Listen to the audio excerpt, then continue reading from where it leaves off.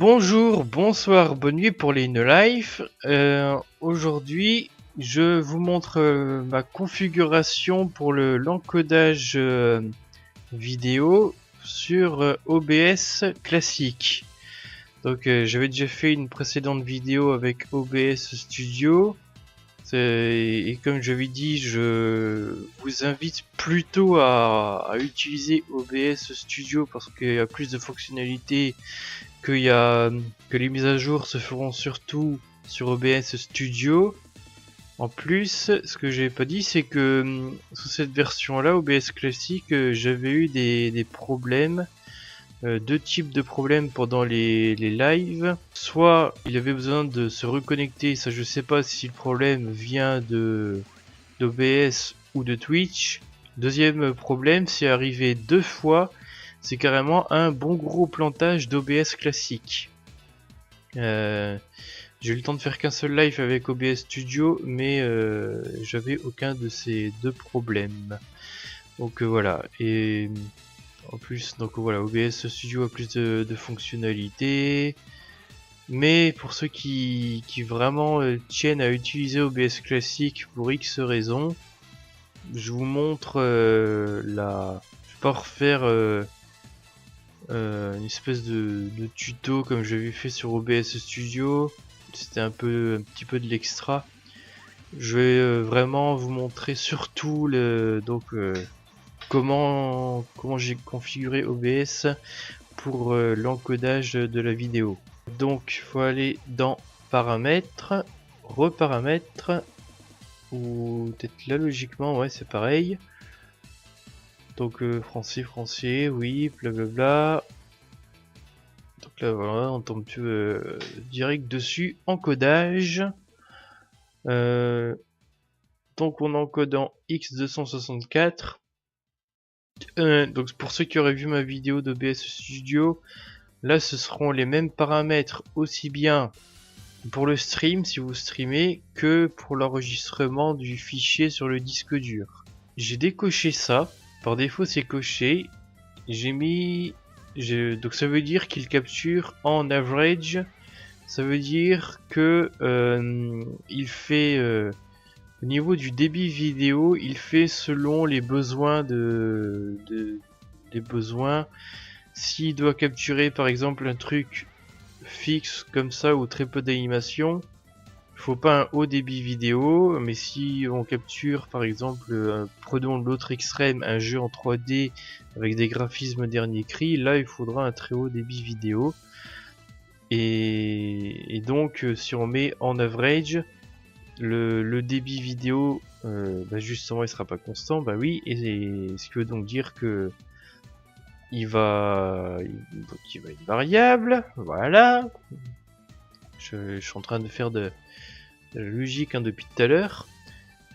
Donc dans les moments où il y aura très peu d'animation, le débit va baisser, et quand il y aura beaucoup de mouvements, le débit va augmenter, et ce qui fait que la taille du fichier sera plus légère que si il encodait toujours avec un haut débit vidéo.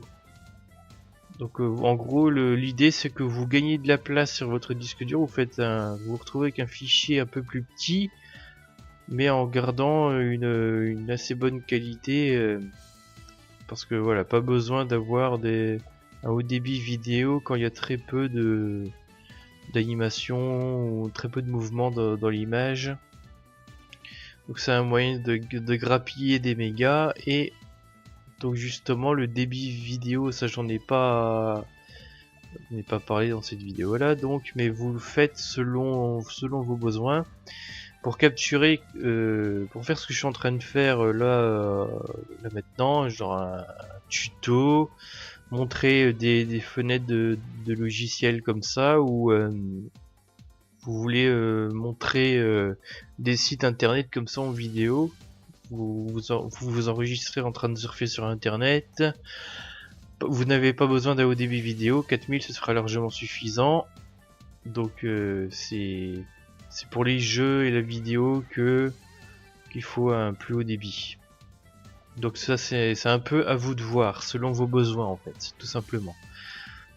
qualité, bon, moi j'ai mis à 10. Qu'est-ce qu'on a là? Utiliser une taille de buffer personnalisée. Bon, là j'avais suivi un tuto qui disait de mettre la même taille de buffer que ce qu'il y a là. Sinon je sais pas vraiment, ce que c'est, ce que ça veut dire, parce que je sais pas non plus un expert en vidéo du point de vue très technique. Voilà, codec AAC, oui, c'est très bien. Moi notamment j'ai besoin du AAC quand je monte sous KDN Live, parce que depuis ça fait déjà 2, 3, 4 mois, il n'arrive plus à mettre le son MP3 dans les vidéos quand ils ont le codec MP3, donc j'ai besoin du AAC. Voilà, bug bizarre, surtout très très con, parce que en revanche je peux mettre des MP3, de musique MP3 sur KDN Live, là il ne bronche pas, enfin, c'est vraiment n'importe quoi. Format 48-44.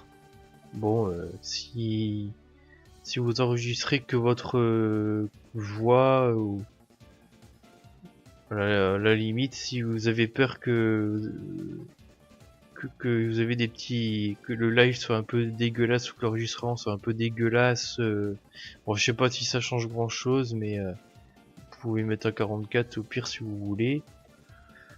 Bitrate 128, ouais, bon, parce que éventuellement, si avec un débit de chiottes, vous pourrez vous permettre de baisser un petit peu, surtout s'il y a que votre voix, parce que, et surtout si vous avez un micro casque basique, le truc à 20 € ou moins, ça, parce que je sais pas quelle est la qualité exacte de ces trucs là, mais bon, c'est pas énormissime.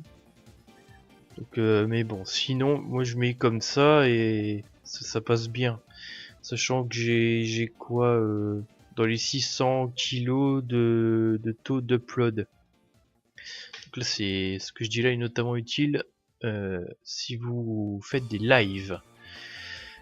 Canal stéréo, oui, très très bien. Il y a moins de choses à voir du coup sur OBS classique qu'OBS Studio. Ce qui pourrait rebuter un peu les gens à passer sur Studio, à mon avis, c'est qu'il peut paraître un peu plus compliqué au niveau des réglages. Après, on n'est pas forcément obligé d'aller aussi loin que moi par rapport à ce que j'avais montré à la précédente vidéo. Paramètres de streaming, bon ça, j'avais fait des changements, je ne crois pas. Hop, ça c'est vraiment effectivement pour les streamers. Alors d'ailleurs il me dit qu'il y a certains paramètres qui sont pas bons. Ils disent d'activer le constant, mais moi j'arrive très bien à faire en ABR ou AVR là. Donc ah oui, non, c'est pas écrit. Donc j'arrive très bien à faire en average, donc même si eux ils me disent de faire constant, pas besoin. Réduire au débit maxi à 3500. Bon, sous Studio j'avais mis à 4000, ça buguait pas, ça posait pas de problème. Bon, 3000, 3500 c'est déjà pas trop mal, hein, tant qu'on veut pas capturer des trucs trop compliqués, on va dire.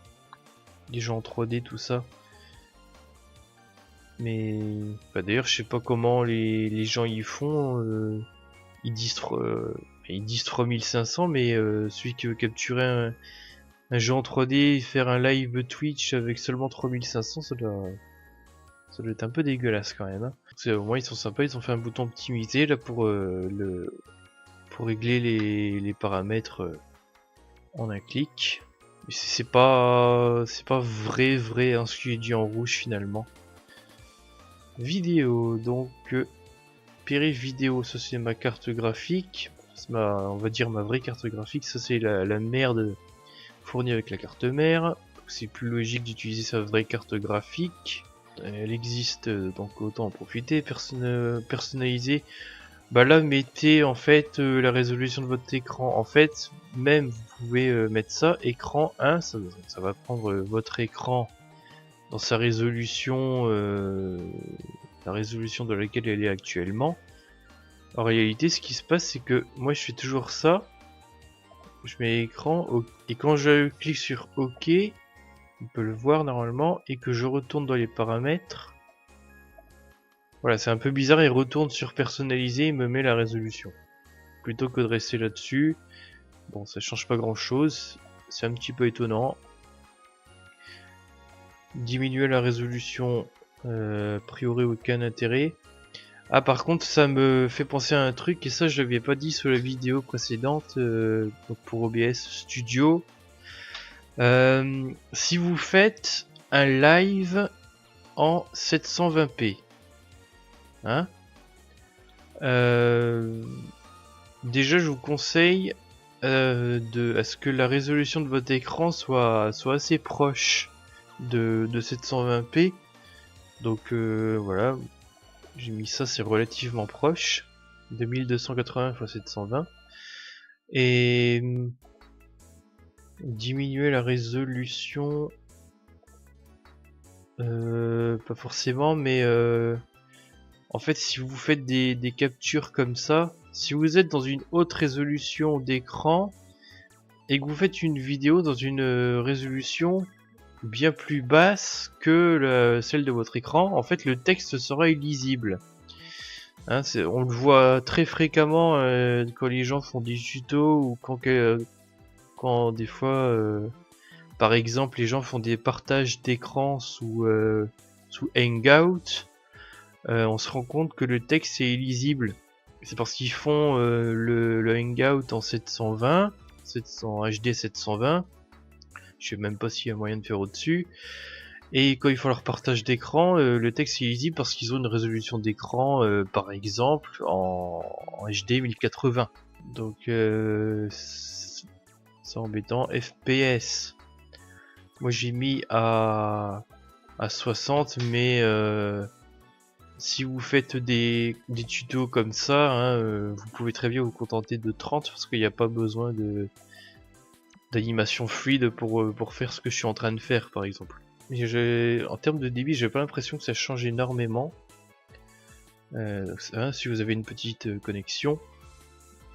Mais bon, si vous faites que des trucs un peu comme ça, ou screencaster des sites internet, et que vous avez peur, vous pouvez descendre à 30, ou là apparemment vous pouvez choisir vraiment le nombre que vous voulez, contrairement à Studio, donc ça pourrait même être 25 si ça vous amuse. Comme dans les films, trop la classe. Ça, il me semble que c'est activé par défaut. Ah oui, voilà, il est recommandé de désactiver Hero si vous utilisez avec une faute d'orthographe la capture d'écran. Donc du coup, moi je l'ai laissé cocher. Donc voilà. Après, je crois que... Est-ce qu'il y a encore d'autres choses à voir?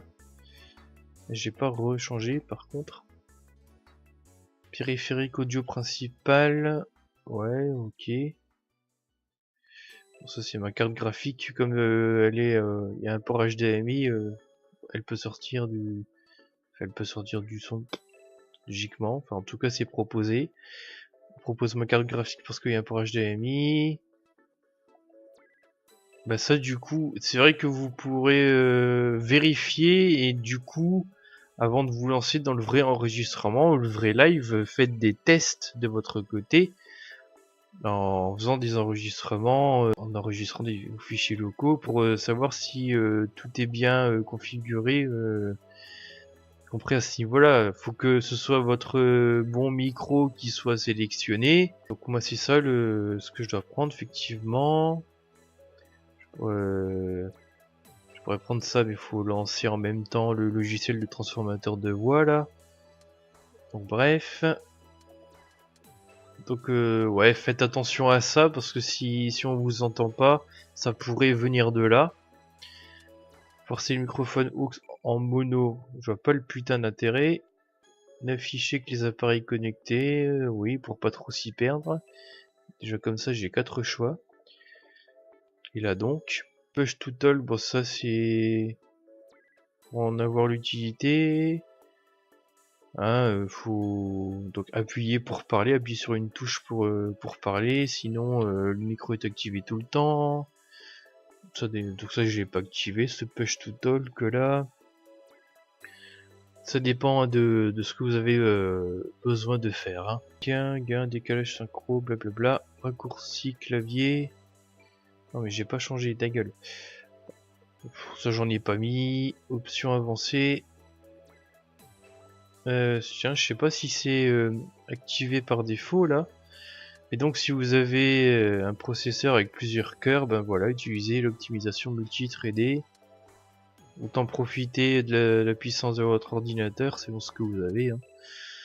Hein. Priorité, je vais laisser à normal. Moi ça me pose pas de problème.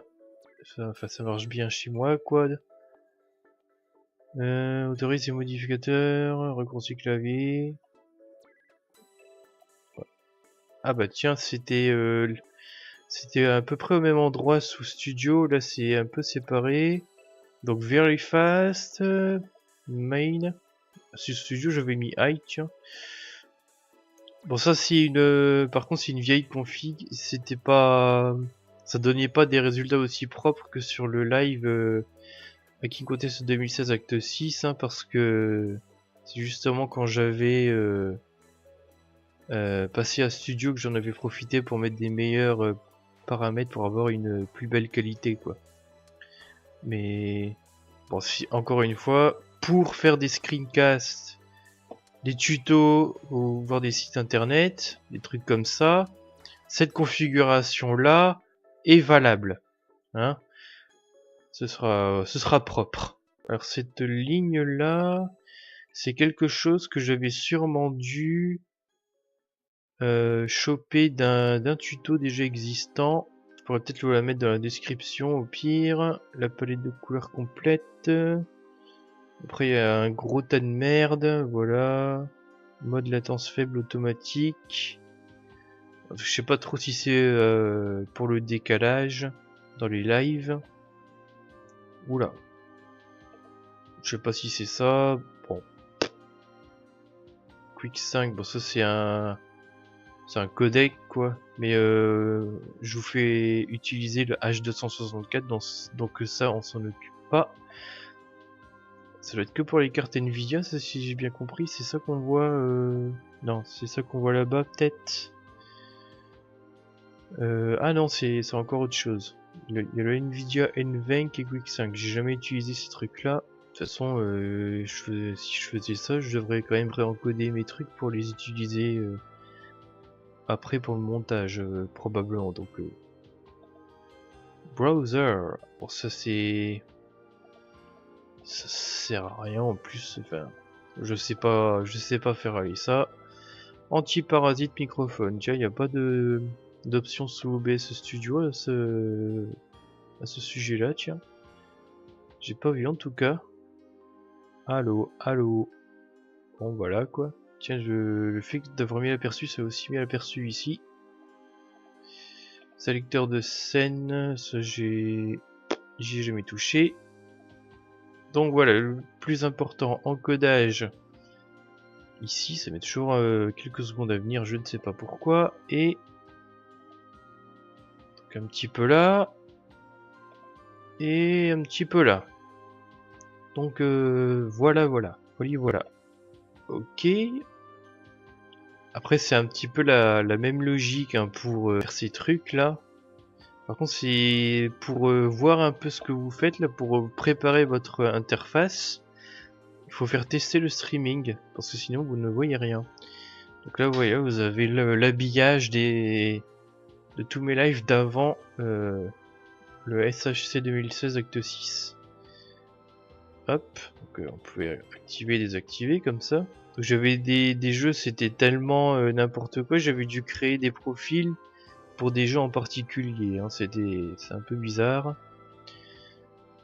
C'était bien chiant. Donc c'est pour ça, enfin, les lives, en tout cas les lives de jeux, vaut mieux préparer ça techniquement à l'avance, quoi. J'avais dû créer comme ça des profils Neopop. Tiens, bah voilà. Capture de fenêtre, faut croire que ça ne fonctionnait pas. J'avais carrément dû choisir capture d'écran et rogner pour avoir que la fenêtre du jeu en gros. Apparemment c'est ça. Donc ça se présente assez différemment. Il y a plus d'options, on dirait d'ailleurs. Et l'avantage par rapport à Studio, c'est ça sélectionner une région. On sélectionne bien. Ah, vous le verrez pas, mais il y a bien un rectangle qu'on peut sélectionner avec des poignées, un petit peu comme. Casse-toi. Là, on ne voit pas. On voit des poignées un peu de ce genre-là. Voilà. Tu d'ailleurs sous OBS ça apparaît tout seul. Là faut faire éditer la scène pour éditer les éléments effectivement. Hop, la pause. Donc là vous voyez il n'y a qu'une seule transition possible. Et en plus pour des raisons mystérieuses ça ne le fait pas sur la scène là. J'ai jamais su pourquoi. Pour revoir. Ah ça déconne. Voilà merci. Ça c'est voilà juste pour capturer ça. Donc voilà, c'était vraiment pour vous montrer là l'interface, enfin même plutôt mon réglage pour l'encodage vidéo. Donc voilà, ce sera un petit peu à vous de voir selon vos besoins, mais je vous ai donné une base. Donc c'est pour ça, n'hésitez pas à faire des tests. Vous n'êtes pas forcément obligé de les faire en live selon ce que vous voulez tester. Si vous faites en live YouTube, vous pouvez faire des lives et les mettre directement, enfin, au moment où vous créez le truc en privé ou en non répertorié. Donc, et sinon, vous faites commencer l'enregistrement pour faire que un enregistrement local. Et sinon, bah, le streaming c'est juste au-dessus. Voilà, tout bêtement. Ça, c'est quoi déjà? Ouais, plugin. Antiparasite microphone. Bon, je sais plus si c'est activé par défaut. Capture de jeu. Ils sont présents mais on peut pas les configurer sauf... Ah, volume par scène. Ah ouais, tiens. Genre qu'il y a un gros volume maximum ici pour balancer de la musique en entendant, et puis la scène moins, bon, peut-être. Ok. Bon, j'avais jamais fait. Donc voilà, je pense que vous aurez une bonne idée sur comment il faut régler les paramètres d'encodage pour avoir des fichiers de bonne qualité mais qui ne pèsent pas 3 tonnes 5. Donc je vais vous faire ça prochainement avec DxTory. Donc là vraiment pour ceux qui font des captures de jeux, hein, j'ai dû installer un codec spécial H264 pour capturer comme je le fais. Mais ce sera pour une prochaine fois, et en attendant je vous dis ben justement à la prochaine. J'espère que cela vous aura aidé. Allez, salut!